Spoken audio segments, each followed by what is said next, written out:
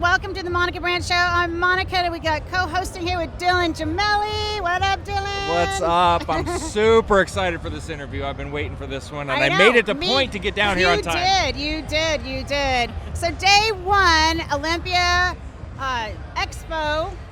We are 60th anniversary this year, 2024. That's amazing. And we've had some really amazing guests, and we've got someone special here that I've had a couple opportunities to talk on the phone a little bit with, and I'm super excited to visit with you and get to meet you in person. But we have Miesha Tate in the house. Woo, woo, woo, woo. Thanks, guys.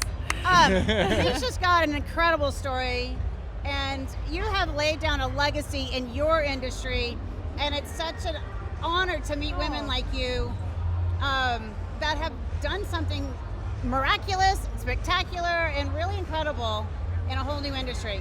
Oh, well, thank you. You guys you just keep the comments coming. I mean, I don't have I'll take as many as you want to throw out there. So. It's like, don't stop. Yeah, please, no. No, seriously, I'm so impressed with what you've done, and now you're a mom and a wife on top of the career. So, Dylan, let's have her share a little bit of her background and how she became this superstar UFC fighter.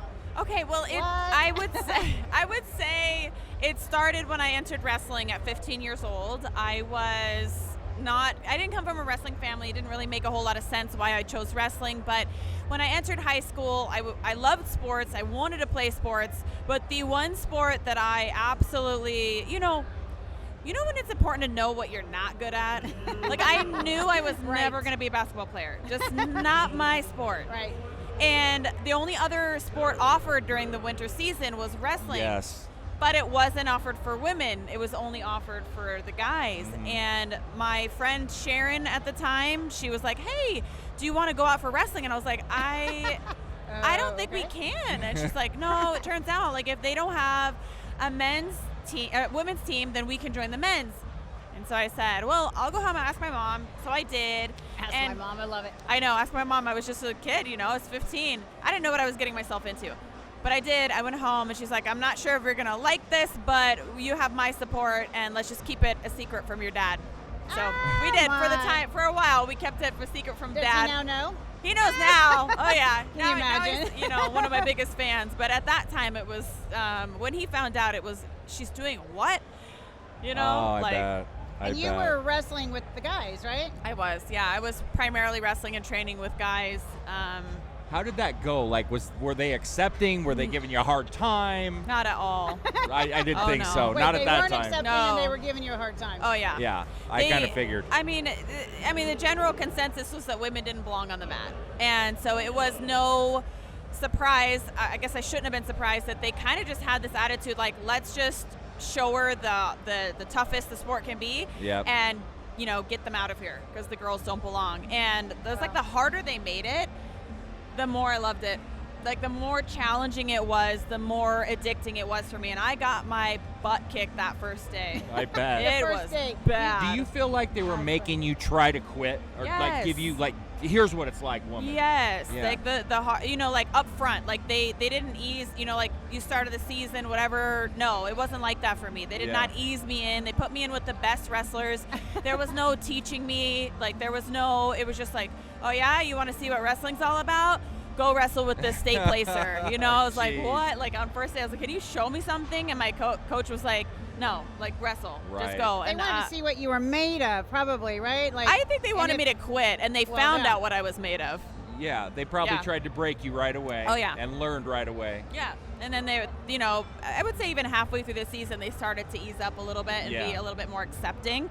And, by my senior year, I ended up winning the Coaches Award, which is only given out to a single athlete on the team. That kind of exemplifies what you would want out of a teammate or, a wrestler, which to this day is probably one of my favorite accomplishments. Everyone knows that I've become, a world champion in the UFC, and I certainly don't say that with any kind of try to take away from that. It was a great accomplishment, and it meant so much to me. But that accomplishment as a young teenage girl really shaped my thought of myself moving forward. It really showed me how much like tenacity and hard work and the never give up, never quit mentality, how it can change the people's perception around you. And like, these guys were not bad guys. They just had a preconceived notion that women didn't belong and they wouldn't be able to hang. And then I think they left the mat thinking, wow, like, they had a newfound respect for what women could do. Yes. You know, and that was a big part, I think, really shaped who I am today. Did you have older brothers or anything like that? So nobody was really beating on you, or you just kind of got tough, and that's just how you were wired. I guess so. You know, I think about what my life would have been like without wrestling, and it makes me really sad. I bet. Because I think there's a good chance I never would have found out what I'm truly made of, what I'm truly capable of, you know, and how strong and powerful I could be. And I think that can be said for sports across the board. But for me, it was wrestling, and that resilience, that grit, that learning how to set goals for myself that were appropriate, because I didn't win, really. Right. You know, I didn't beat guys, that's for sure. And I was late to the party. You know, I was 15 already. Most of these guys have been wrestling since they're like sophomore? 6. Sophomore? Yeah, I was a freshman. I had turned 15 by the time the wrestling season started. Jeez. So now, what about your friend that brought you there? Did she actually stay with wrestling as well? So she did freshman and sophomore year, and then she did not do her junior year. And I wanted to like strangle her. I was like, how can you leave me on this team by myself? Girl? I was the only girl. What'd you get me into? Yes, but it was the best thing that could have happened to me, because she was smaller than me, and although she was a great wrestler in her own right, I really got a leg up when I started wrestling with the guys. And I started to distinguish and try to figure out what is different about them. Well, they're faster. Like, when they shoot in and they hit my hips, it's really like they're knocking my hips out from under me. Like, how can I narrow that gap? Right. What can I do? Like, how can I be more aggressive? How can I be more explosive? And it's like, part of it was a mental shift. Yes. Was before, as a girl, you're kind of raised to be gentle and, you know, smile and, you know, be in this kind of role of what feminine is. And when you walk into a wrestling room, it's a very masculine energy. And so it took me a while to figure out how to convert my energy and work for me and embrace the masculine side, because I think all of us have a balance in that, right? We all have a certain balance of masculine and feminine. So I had to tap into that. But it really wasn't until I started consistently wrestling with the male counterparts that I started to understand what it took to be, you know, a successful wrestler. Right, and there's checks and balances there. So when you figure out what their weaknesses are, because they already assume what yours are, right? But they have them too. Right. There's got to be something that you're better at that they don't understand that you're better than at. So you got to pick them apart, right? Yeah, exactly. And I think for me, one thing I had going for me was flexibility. Yes, there you go. I mean, that was one of my strengths, because I was never the strongest person in the room, but I had a ton of drive. And if any guy was ever slacking on the team during conditioning, like, I would set my sights on that person and be like, I will beat you. Like, I will outwork you. I will never slack. I will never quit. You could try to make me quit, but you can't make me quit. I love it. And so the guys would be like sucking wind at the end of practice, and I'd be like, like trotting by them, because I'm giving 110 all the time. And they'd like look over and be like, oh shit, you know, I can't get beat by the girl, you know. Yeah. And well, I think in general, women have a little bit more ability in general to have more capacity to do that type of exercise where it's long-winded, it's a little more sustained. Yeah. And I think in general, my understanding of male versus female, like, we're kind of ones like we can go do more supersets and we don't need as long a rest and all that, you know. It's just how we're made, I think. Yeah, I think. Yes. But that's interesting and fun. Now, as you were progressing and part of the team, were the guys did they ever try to stick up for you? If other guys from other teams maybe tried to, did they start pulling you in as a teammate and embracing that? Yeah, you know, not every guy on the team was like that, but there certainly were the guys that looked out for you and were, you know, looked at you like you're in the part of the brotherhood now. And I always loved that when we would get other females to try to come out on the team, which wasn't all the time, but we had a couple that came out. And if the team quickly decided if they were there for the right reason or the wrong reason, you know, some girls were, you show up in cute little shorts and like, you know, tight, and like they were, you know, I'm like, okay, that's fine, but you probably should be the one cleaning the mat. Like, no offense, like, you're adorable, I love it, but like, you can't expect these guys in this moment. They want to be serious. They want to have. They want to be challenged. They want to have the best. Pushing them, and it's not cute to them to like have somebody who's not serious, regardless. Right. And sometimes these girls would show up and try to be cute. And they're like, Miesha, get her out of here. So they would sick me on the girl and be like, get her out of here. No, and I always wanted more women to come out for the team, so it wasn't that. It was, I would always try to recruit women to come out on the team, but, they needed to be serious and there for the right reason. We had a couple other girls that did come out and, would do their best and worked hard and had their nose to the grindstone, and I loved it. I loved supporting that. That's awesome. That work ethic. That's so awesome. So take us from high school then, and I know you were with Strike Force, is that right? Yes. So tell the audience please about your transition from Strike Force into UFC and how that worked, because that's like a legendary path that you took. I'm curious. And laid it open for so many other women now. Yeah, so I would start with the very beginning of my career in MMA, because people would be like, somebody asked me once, like, are you going to fight or something? And I was like, what? I was like, no, not a chance. Oh, no. Right. And it's so still hilarious to me how little we know about ourselves sometimes. Like you think you just know, and I'm going to college and I'm going to get this degree and I'm going to, I don't know, be a personal trainer or something like that, or work with sports teams. That's kind of what I was thinking I wanted to do. And I didn't think I wanted to fight at all. I had no interest in hitting anybody, and I had absolutely no interest in getting hit. Yes. But the worst part. Yeah, but I went and I tried the club sport out there, and I was like, okay, I like this jiu-jitsu part, and I didn't really understand it that well yet, but I was like, hey, there's chokeholds. It takes place on the ground. There's joint manipulations. I like that. That's something I could wrap my head around. No interest in learning the striking. Then I went to my first MMA fight, and I had just this crazy reaction to it, like really visceral reaction. And as the crowd was leaving and filing out, I was kind of sitting there. They made an announcement that in 3 weeks they'd have an all-female fight card. And obviously they were having trouble filling the card because they were reaching out to the audience for volunteers, females, to come and fight. So anybody. Wow. Yeah, you could just I went down there and signed up, and I did not have any striking experience at all. Just wrestling, and I knew the very basics. I knew what a triangle choke was. I knew what a rear naked choke was. I knew what an armbar was. But to say that I could put any of those things together well was like an overstatement. Wow. And I signed up, and I began training for the next 3 weeks, and I had my first fight. In which the first round went great. I took her down. It was the easiest takedown I still remember, because I'm so used to wrestling these monstrous men. Yeah. And I took her down. In the second round, she got me in a tie clinch because she was a striker. And back then, amateurs didn't wear any other kind of protection. They were pro MMA fights under amateur rules so that we didn't get paid. That was the only difference. So anyway, she didn't have knee pads or shin guards or puffy gloves. It was a full-on MMA fight at that time. She kneed me in the face, broke my nose. Oh. A lot of blood, a lot of damage. I kept fighting though, and by the end of the round, I was able to reverse it to where I was in a winning position again, and I was just trying to take her out at that point. She was on the ground underneath me, and I was hitting her with everything I had. And the round ended. My coaches looked like ghosts when I got back, because they had never seen a female take that kind of damage. I mean, I was pouring blood. My nose was smashed. And they were like, we're not letting you go out for the third round. And, in hindsight, now I look back and I'm okay with it, but it really bothered me at the time, because I finally feel like I figured out what I was there to do, because I'd never been in a fight before. I'd never been hit.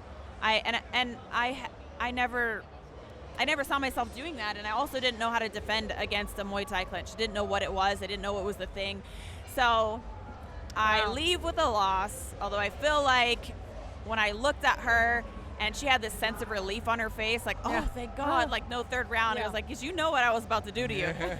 Well, especially, she probably knew if you were kept coming back with the broken nose and everything, that she knew you had so much inside that you could take her down. Right. And she was like, this girl's... I think so. Yeah. I mean, that was my interpretation at least, and I might be biased, but I know she was certainly relieved that I was not coming out for the third round. Have you seen her again on any circuits? No, I haven't. I know that she continued to fight a little bit, but I have not been able to find her. Actually, I've tried to connect with her again because I feel like I say this side of the story all the time, but in all fairness, I feel like she should have a say too, like, no, I wasn't, or, oh, yes, I was relieved. I'm curious to know because it was so long ago. Like, who cares, Like, it was it'd be like, fun for you to was have her. she? Yeah, like, was she relieved in that moment? Like, I know she was like, oh, like she had this like letdown. I saw her face. But maybe she was just grateful to have won. I don't know. But in my perception, I felt like she knew I was coming at her with everything in the kitchen sink. She couldn't make me quit. And that's how I took that story. So then I went on to fight more, despite my parents' protests and not really wanting me to continue down a path like that. Kind of like, why are we funding some of your college if you're going to get hit in the head for a living? Doesn't make a whole lot of sense to us, And I was like, well, touche, but I really like this and I want to keep doing it. So I won my next 6 fights. I turned pro. I fought hook and shoot, Bodog hook and shoot tournament, which at the time was still like the highest for women's MMA. It was on HD Net, which was cool. Like we were just on TV. Then Strikeforce opened up for the women's division, and they had like Gina Carano at that time, and Elena Maxwell, I think, was one of the first fights that they had on, I forget what channel that they were on, Challenger Series. Anyways, I got my first fight there, and I was brought in to lose, absolutely. I fought up a weight class against a 2-time K1 kickboxing world champion in her hometown. Oh, wow. Oh, And, yeah, so I was supposed to lose that fight, but I ended up winning, and then they offered me a multi-fight contract. Mm-hmm. So now I had a place to call home, and I was so excited. And to my best recollection, I was the longest signed female in Strikeforce. Not the first, but I was one of the first, and I was still there at the end, because Elena Maxwell and Gina Carano both were they finished their careers at that point, and then I kind of continued on and went into the UFC. Yeah. That's when I fought Ronda towards the end of my career, and that was the fight that kind of changed Dana White's mind.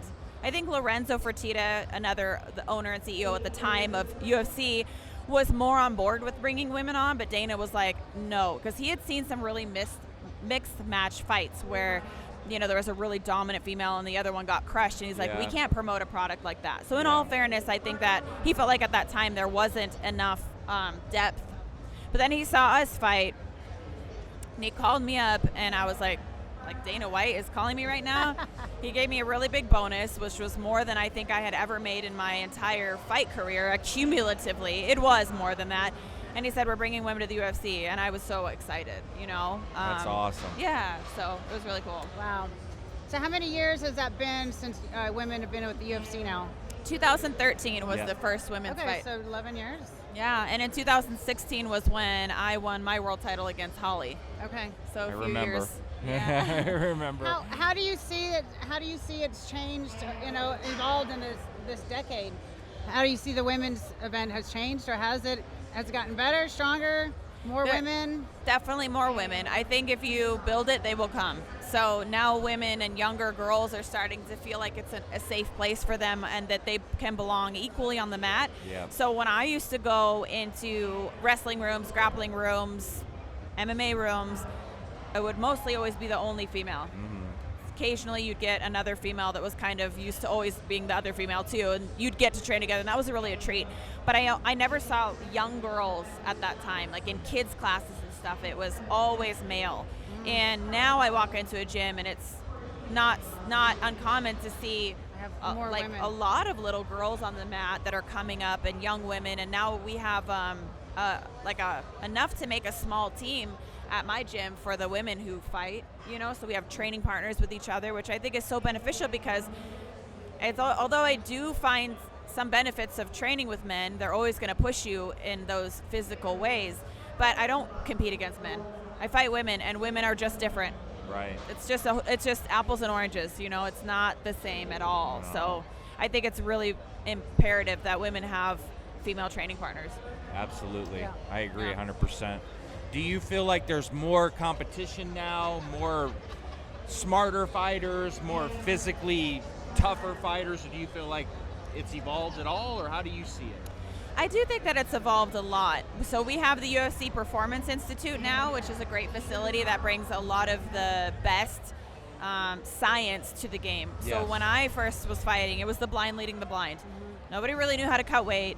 Nobody really knew how to put muscle. There was just so much guesswork in everything that we did that we just tried our best. And I mean, even before me, the generation of males before me, because there wasn't really a lot of females before me, they would fight in like garages on concrete, and that's how they trained. You know, I mean, that was not uncommon. They just was very barbaric, and the sport has finally, but it's still such a young sport. So to actually have science, professionals, trainers, body diagnostics. We do like DEXA scans. We have those available to us now, so you can see how dense your bones are, how much body fat you have, how much muscle mass you have. Can you make this weight? What's appropriate for you? Like, make a whole diet plan, nutrition, all those things are at our fingertips, at least as a UFC athlete. Not every athlete in MMA, the sport of MMA, has those things. But the information is coming over because the money's coming over. You know what I mean? Like, as the sport gains more notoriety, and it's still, I think, one of the fastest growing sports in the world. And so is actually women's wrestling, which is really cool. It's awesome. I love it. All right, so I know you've got your podcast, Built for Growth. Yeah. All right, so how are you transitioning from competitor, fighter, champion into being a mom and a wife? Right? Yeah. And leading this kind of new part of your career. How's that transition been? And are you done? Are you retired as far as from competing? Or no, do you know yet? So I want to fight again. Fighting, sorry. Yes. It's fighting, not competing, but I guess it's either way. Okay. Yeah, it's interchangeable. I'm not done. I'm not ready to hang up the gloves yet. So I want to start a training camp around the beginning of 2025 and hopefully fight in the spring. And then, we'll see. I'm taking it one fight at a time right now. So after I do that, we're finding balance in everything that I do. That's the hardest part, to be honest. But I did. Thank you for bringing up the podcast, Built for Growth. This is part of my transition journey, and I thought, I've worked so hard. I've built this platform and this following, and I want to talk to more people about my journey, about my story, and then also bring on experts and personalities who are going to help condense the knowledge that they've learned over a lifetime and help us make informed decisions, because that's what I want. I want informed, so I'm seeking first and foremost the truth, and I'm not going to be paid off by anybody. It's just not in my character. Like, the resilience, you can't pay me enough to be dishonest. Like, if you're trying to censor me, if you're trying to tell me to support this brand, this product, if I haven't tried it, if I don't believe in it, I'm sorry. Like, and unfortunately, I'm financially stable to where I don't have to sell out like that. Like, maybe some people in the beginning, it's a little harder. I'm fortunate to say that I don't have to do that.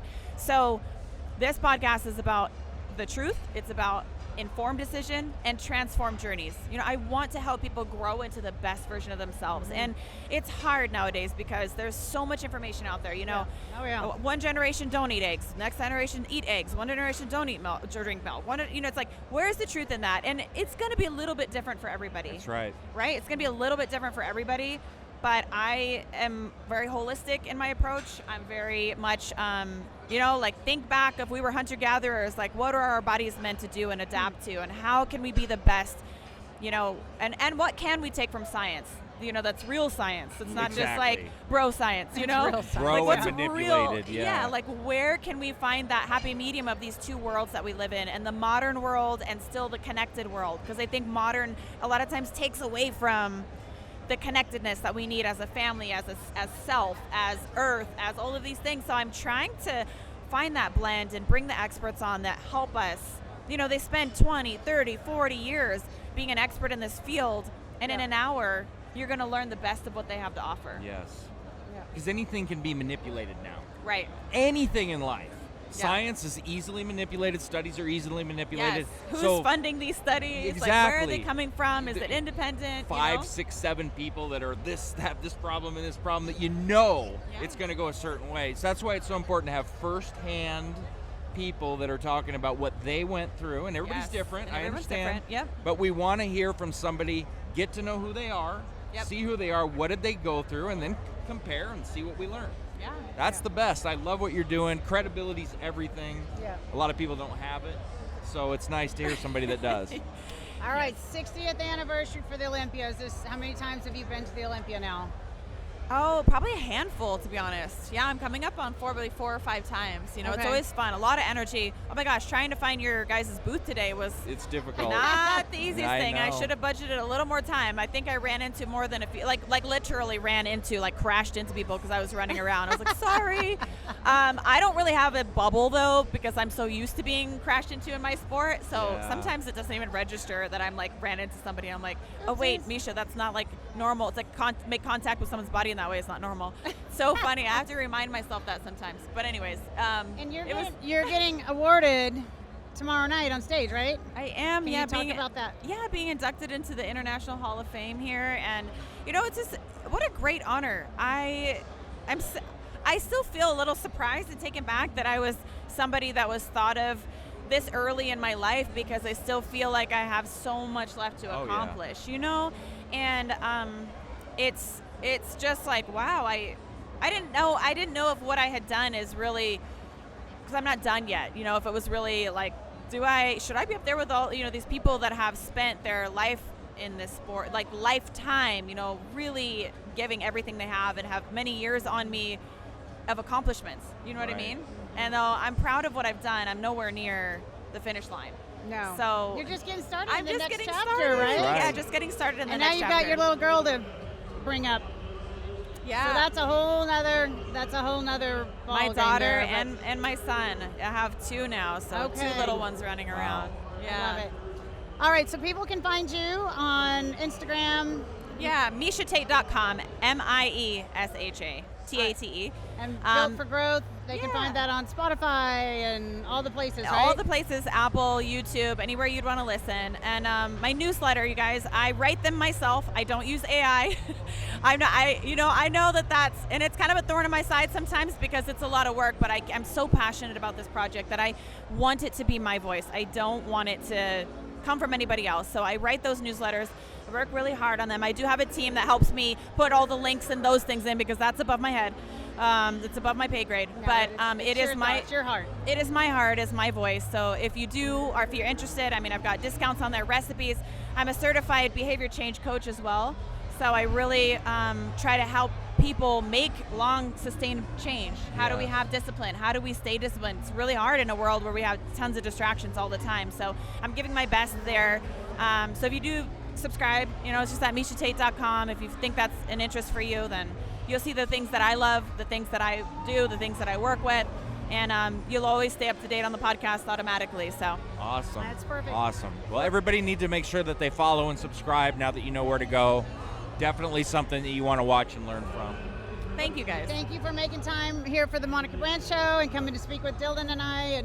And congratulations on your award tomorrow night. Thank you so It'll much. be awesome. All right, guys. Well, thank you so much for joining here at the Monica Brant Show. We'll see you soon. Over out. StemRegen is professionally formulated for athletes for enhanced recovery, improved microcirculation, and smart cellular signaling.